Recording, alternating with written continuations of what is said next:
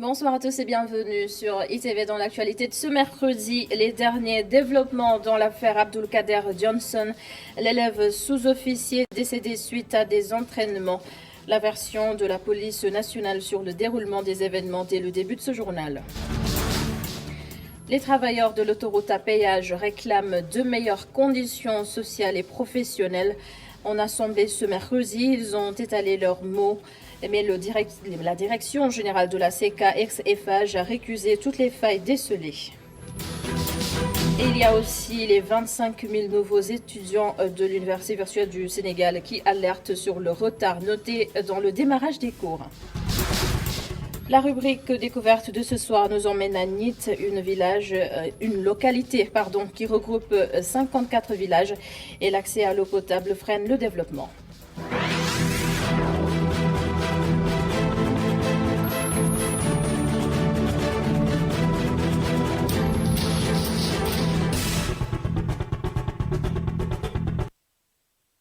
Abdelkader Johnson est décédé le vendredi 23 avril dernier après son évacuation à l'hôpital principal de Dakar.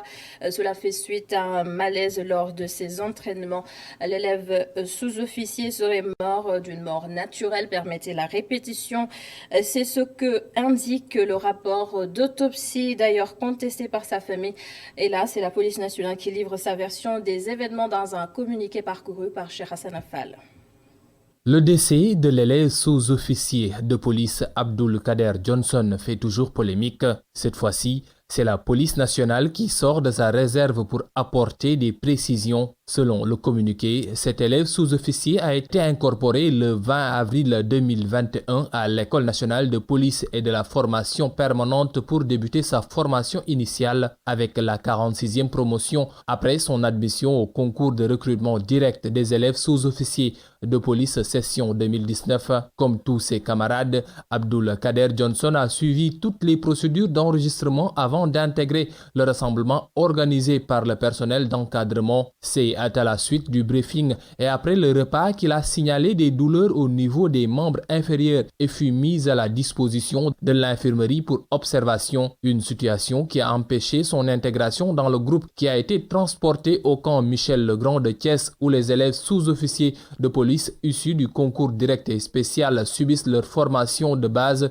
Selon toujours la police, Abdulkader Johnson va finalement donc rendre l'âme le 24 avril au lendemain de son évacuation à l'hôpital principal de Dakar. Autrement dit, il n'a pas pu faire le déplacement au centre d'instruction de Thiès où il devait subir la formation initiale, contrairement à ses camarades de promotion. Et l'autopsie a révélé qu'il s'agit d'une mort naturelle à la suite d'une défaillance multiviscérale sur terrain de cardiopathie ischémique et d'hépatopathie chronique.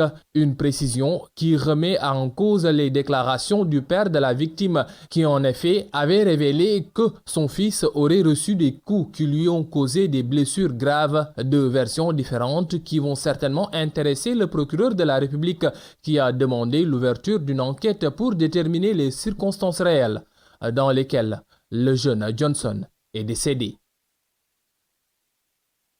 Merci beaucoup, cher Hassan Affalé. Au lendemain de la démission du directeur de l'hôpital de Linguère après la mort de 4 bébés dans un incendie samedi dernier, le syndicat autonome des médecins du Sénégal exige une enquête impartiale, technique et approfondie. Je vous propose d'écouter le président du SAMES, docteur Amadou Yeri Camara. Nous avons assisté à un lynchage médiatique, parler de négligence, parler de faute. Et on a l'impression que c'est une combustion spontanée, ou bien que c'est le directeur ou bien les agents de santé qui ont allumé l'incendie. C'est quelque chose qui est très gênant. Et pourquoi faire pour désigner des agents de santé qui ont eu juste le mérite de vouloir sauver des enfants prématurés. Un interrogatoire oral ne suffit pas. Vous le savez très bien que les enquêteurs doivent s'adjoindre de tous les techniciens compétents en la matière. L'enquête doit être impartiale, elle doit être technique, elle doit être approfondie, elle doit être scientifique.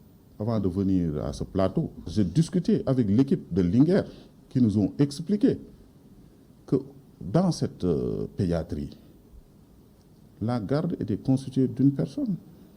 Et cette personne était chargée de surveiller 3 salles avec 19 enfants. Comment une personne peut être en même temps dans 3 lieux différents et surveiller 19 enfants en même temps, et on lui dit pourquoi vous n'étiez pas dans la salle? Mais on n'a pas de nom d'ubiquité. Il faudrait qu'on réfléchisse et puis qu'on respecte le deuil et la peine de ces familles. Qu'on ne se mette pas à vouloir désigner des agents de santé comme des agneaux du sacrifice. Nous ne l'accepterons. Et tous les médecins, pharmaciens et chirurgiens dentistes réclament la lumière avec la plus grande rigueur. Un mercredi de contestation. D'abord, le collectif du personnel de l'autoroute à péage. Ces agents vont déposer un préavis de grève, une manière de dénoncer des licenciements abusifs, un manque d'égard et une gestion opaque de la direction. Les précisions de Seynabou Babou. Les délégués de l'autoroute de l'avenir montent au créneau. Ils foncent à grande vitesse sur l'attitude de leur directeur général. Selon eux, depuis son arrivée à la direction de Eiffage, ils mènent des politiques en déphasage avec les activités de l'entreprise. On était venus pour dénoncer les activités de la direction. Ils ont entamé une politique qui n'est pas bon pour l'entreprise en quelque sorte. Depuis un certain temps, on a un nouveau DG qui est là depuis 2 ans. Et depuis son arrivée, il ne mène que des activités qui ne sont pas en phase avec la politique de la direction. Un chapelet d'accusations contre le directeur général. Licenciement abusif, rappel à l'ordre, entre autres, les employés jugent ces décisions extrêmes. Un certain temps, il a entamé des licenciements, des rappels à l'ordre. À chaque fois qu'il y a une faute, la sanction extrême. Puis, on a affaire à un directeur qui ne respecte pas le personnel. Lors des négociations, à chaque fois, il nous le fait savoir. Il y a 2 options. Soit la personne reste, la personne qui n'est pas contente n'a qu'à démissionner. On point, c'est tout. En croire le délégué du personnel, 2 employés ont été licenciés pour motif léger. Une dame qui est en procédure de licenciement, du fait qu'elle est en repos médical, on attend son retour pour lui remettre sa lettre de licenciement. Il y a l'assistant RH qui a été licencié, qui a été remercié du fait qu'il n'a pas voulu participer à la politique de licenciement de cette dame. On lui a assigné un objectif qu'il n'a pas accompli. On l'a licencié pour non-atteinte de cet objectif. Grève est envisagée et la circulation perturbée si aucune voie de sortie ne se présente. Poser une plateforme revendicative au niveau de l'inspection qui nous a même convoqué demain à 11h pour conciliation. On aimerait bien qu'il y ait conciliation parce qu'on n'aimerait pas arriver à la situation extrême, c'est-à-dire arriver à une grève qui impacterait vraiment la circulation de ce pays. Il lance un appel au président de la République et au ministre de tutelle de prendre en charge ce dossier afin de préserver la cohésion sociale. Et la direction générale de la CKX Eiffage a déposé une note d'information auprès de l'inspection du travail pour apporter des réponses à ces accusations. Elle informe dans cette note que ces licenciements sont bien justifiés et relèvent de litiges individuels. La place de la Nation a accueilli dans la matinée les travailleurs de l'électricité des prestataires à la Sénélec. En colère contre les autorités de la société, ils réclament des embauchements, un meilleur traitement dans leur lieu de travail et la régularisation de certains agents sur place à Bindiaï avec Seydina Mbaye. Un cri du cœur de l'amicale des travailleurs de l'électricité nationale déterminés à obtenir gain de cause. Les prestataires de la Sénélec ont déploré à la place de la Nation la précarité de leurs conditions de travail. La Sénélec nous a beaucoup initiés dans le travail. Nous connaissons bien le fonctionnement de la Sénélec. Mais notre seul problème, c'est 2 choses. Tu travailles, tu restes des mois sans être payé. Et à chaque instant que l'occasion d'embauche se présente, on nous laisse ici avec toute notre expérience et prendre des personnes qui n'ont jamais eu à travailler avec la Sénélec. Ce qui n'est pas normal. Timothy Colli, coordonnateur national de cette amicale, met à nu l'exploitation dont les jeunes font l'objet, selon lui. Imaginez-vous une personne qui a donné toute sa vie à la Sénélec, qui a travaillé 35 ans jusqu'à prendre sa retraite. Cette même personne revient au niveau de la Sénélec et le directeur général lui donne le privilège, en tout cas, de créer des GIE pour encore exploiter les jeunes. Nous disons non à l'exploitation des jeunes. Il pointe du doigt le directeur général Pape Mademba Bitèye qui n'a rien fait pour eux à part des recrutements partisans et invite par ailleurs les chefs de l'État à régulariser leur situation sans condition. Nous venons pour dire au président de la République que Pape Mademba Bitèye ne nous aide pas. Pape Mademba Bitèye, depuis qu'il est nommé directeur général de la Sénélec, ne fait que faire des recrutements partisans. Nous dénonçons ces incohérences, nous dénonçons ces mauvaises gestions de la direction des ressources humaines. Non à l'injustice de la Sénélec. L'amicale des travailleurs de l'électricité nationale regroupe 499 prestataires. Ils comptent déposer un préavis de grève prochainement si leurs doléances ne sont pas prises en considération. Et nous avons joint le directeur principal qualité et support de la Sénélec, Bassirou Silla, déclare que ces agents n'ont aucun lien direct ou légal avec la Sénélec. On l'écoute. D'abord, je précise que je ne les connais pas comme étant l'amicale des travailleurs de Sénélec. Les amicales de Sénélec que je connais sont des organisations intramuros qui n'ont rien à voir avec ceux qui ont manifesté ce matin. Maintenant, par rapport à l'interpellation, je précise juste ceci. Sénélec est une société du secteur de l'électricité avec tant d'autres acteurs et qui utilise tout le vivier d'expérience disponible dans le secteur, soit pour embaucher du personnel ou pour faire travailler des gens en contrat de prestation de services. Alors, dans le cadre de ces activités planifiées, Sénélec est appelé régulièrement à faire appel à des entreprises ou des GIE, mais sur la base de contrats de prestation. Naturellement, ces GIE et ces entreprises mobilisent des ressources de leur côté pour exécuter le service demandé par Sénélec. Et quand le service est validé, Sénélec paye à cette entreprise qui, du reste, fait face à ses obligations de salaire vis-à-vis de son personnel. Pour dire tout simplement que ces personnes-là, de toute évidence, ont été engagées par ces structures de sous-traitance de Sénélec. Sénélec n'a aucun lien légal direct et organique avec ces personnes-là. Par contre, dans le cadre de nos responsabilités et de nos obligations, le directeur général a décidé que les GIE ou entreprises qui opèrent dans notre périmètre, s'ils ne font pas face à leurs obligations, c'est-à-dire payer leur salaire, nous arrêtons toute collaboration avec ces structures. Parce que nous pensons que quand on exerce une activité, il faut se faire payer à la fin de l'exercice de l'activité. Des remous à noter également dans l'enseignement supérieur. Les 25 000 étudiants de la promotion 8 de l'université virtuelle veulent entamer sans délai les cours. Ces nouveaux bacheliers menacent de paralyser le système. Leur porte-parole, Ousseynou Ndour sur ITV. Ce qui n'est pas normal et ce qui n'est pas acceptable, c'est le fait de voir les autres universités, comme les autres, le fait de voir des autres universités maintenant qui font cours, alors que nous, en tant qu'étudiants à l'université virtuelle du Sénégal, nous n'arrivons jusqu'à présent pas à faire cours. C'est pas normal. Nous avons eu le bac comme eux. La promotion 8, 25 000 étudiants, je pèse bien mes mots, 25 000 étudiants de la promotion 8 orientés à l'université virtuelle du Sénégal. Nous sommes 25 000 étudiants. Le ministre ne nous respecte pas. Il ne nous respecte pas, le président ne nous respecte pas. Au moment où ils sont en train de parler, bien sûr, d'un projet de promouvoir les jeunes. Promouvoir les jeunes. Au moment où les étudiants ne font pas cours. Qu'est-ce que cela veut dire? Qu'est-ce que cela signifie? Une jeunesse qui n'a pas d'éducation. C'est pas normal. Une jeunesse oubliée.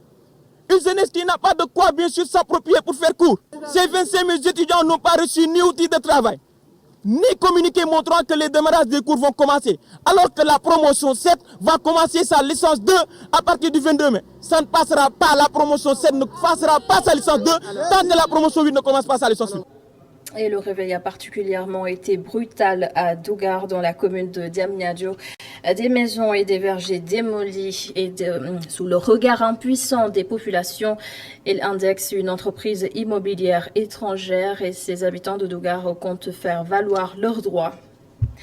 La circulation de faux médicaments toujours au cœur de l'actualité au Sénégal. Les saisies se sont succédées ces 2 dernières semaines. D'abord à la Padoue, ensuite la douane qui a effectué des opérations le week-end dernier.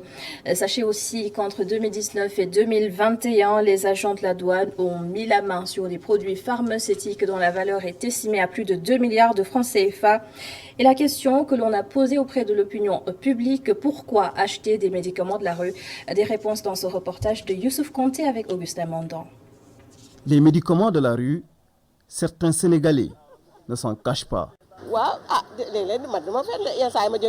Très sincèrement, je les achète, mais c'est malgré moi, même si ce sont des médicaments de la rue. Mais si on n'a pas les moyens d'en acheter dans les pharmacies, on est censé faire quoi?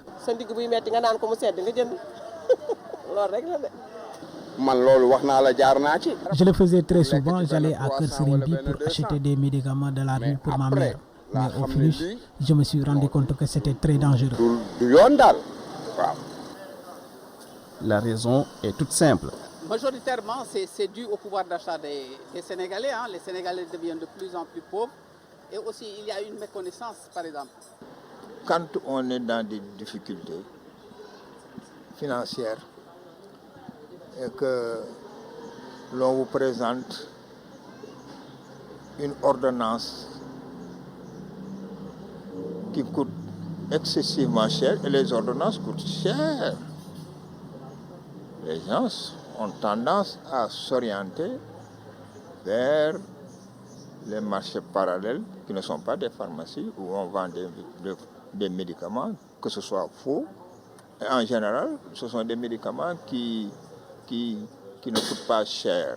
Pour alléger la souffrance des Sénégalais dans l'approvisionnement des médicaments, Edouard a trouvé la recette.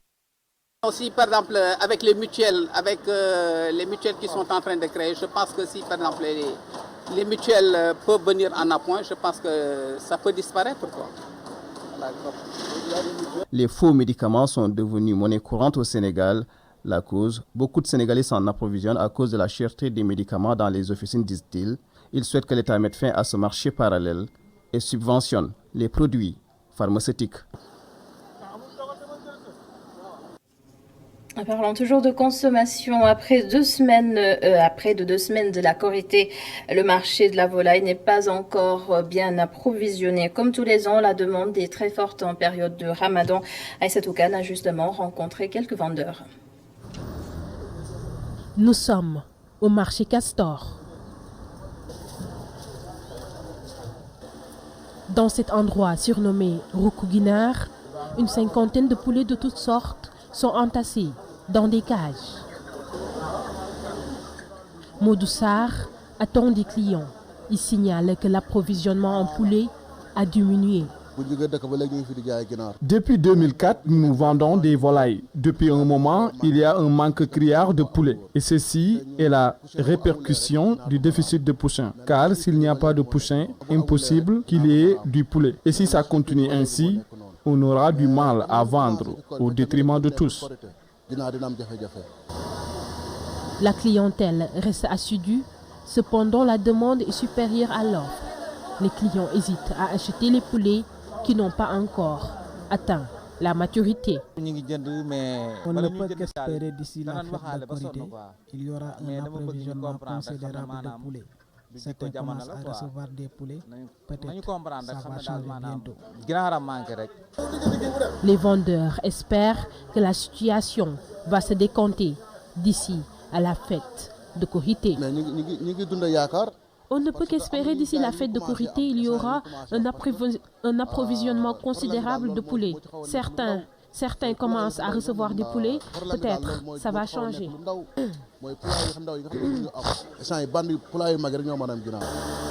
Depuis le début du mois de Ramadan, le poulet est devenu une denrée rare. Les vendeurs se dotent à peine de la moitié de l'approvisionnement habituel. Allier Ramadan et travail pas très évident s'il s'agit de certains secteurs.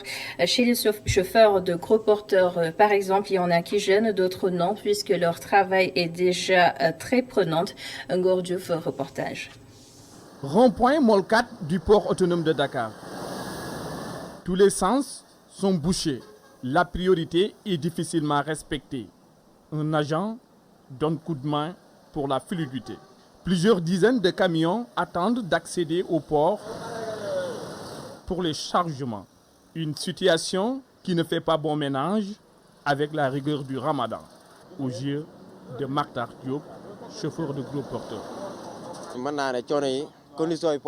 Les conditions dans lesquelles nous vivons sont difficiles, c'est pourquoi je n'ai pas jeûné. Ici, avoir quelque chose pour rompre le jeûne, c'est tout à fait un problème.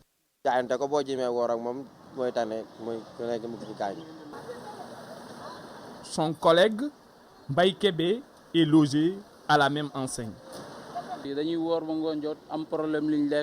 Le khadou nous trouve des fois sur la circulation. Nous sommes obligés d'acheter des sandwichs pour rompre les jeûnes, ainsi que le dîner. Même les prières, on les fait sur place. Après plusieurs heures d'attente, Babacar Mbaye, également conducteur de poids lourd, raconte la galère qu'il vit. Il est 17h, il a jeûné.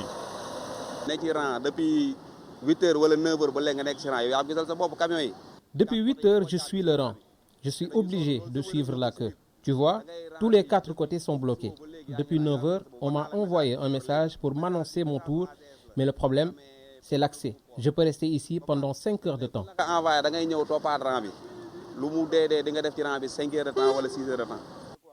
Mamadou Maktar Dem explique le calvaire qu'il vit sur place.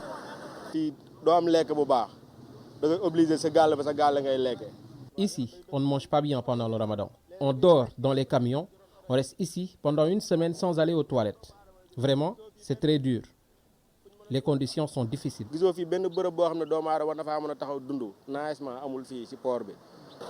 Les chauffeurs de gros porteurs vivent des conditions difficiles en ce mois béni.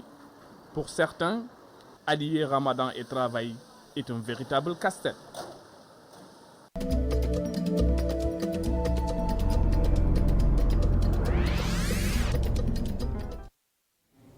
Nit est une commune composée de 54 villages et située dans le département de Dagana.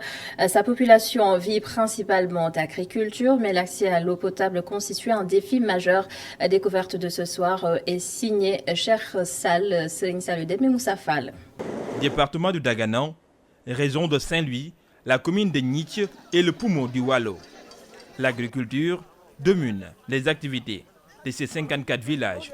Commune bi nak nek na lu mat 54 villages officiels. La commune compte 54 villages officiels et plus de 20 hameaux avec plus de 30 000 habitants qui les composent. Mu nek nak commune bo xamni ni barana ay. Et c'est une commune avec beaucoup de ressources en agriculture. Ñi di ci yëngatu ci bépp fànnu mbay nak ñu ngi ko fi bay lu dul ceeb rek ñu ngi ko fi bay. fi mu ne affaire marché amu fi dañuy bay ba pare xale yi ne fii di woote sa Touba pour kaay leen dimbali koo dem bari di jaay baan. Nous n'avons pas de marché, donc après les récoltes, nous ne pouvons pas écouler nos produits et la majeure partie sont détruites et cela entre nos mains. seeni borom bàyyee ñett yi daal moo ci tane. C'est la raison pour laquelle nous nous concentrons sur le manioc, la patate douce et l'oignon. Mais avec la tomate, il y a beaucoup de pertes.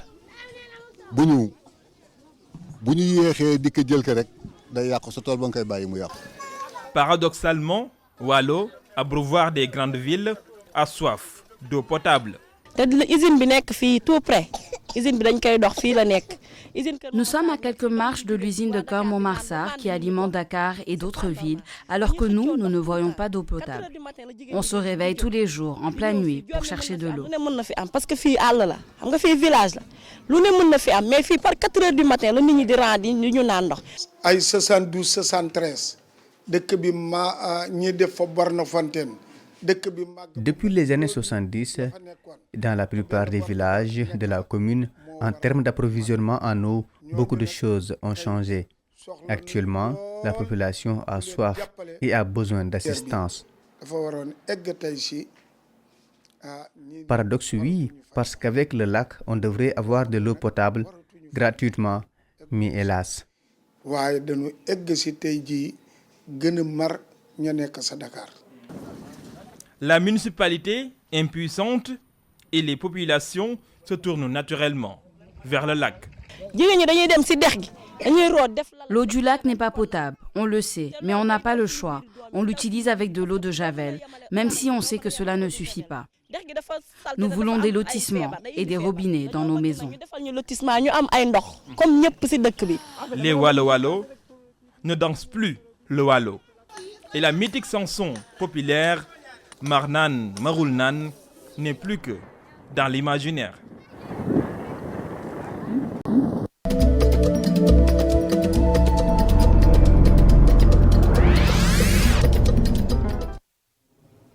Et c'est la fin de ce journal. Merci de l'avoir suivi. Merci également à toute l'équipe de la régie. Excellente soirée sur ITV. Les programmes continuent et je vous donne rendez-vous demain dans le 19h45.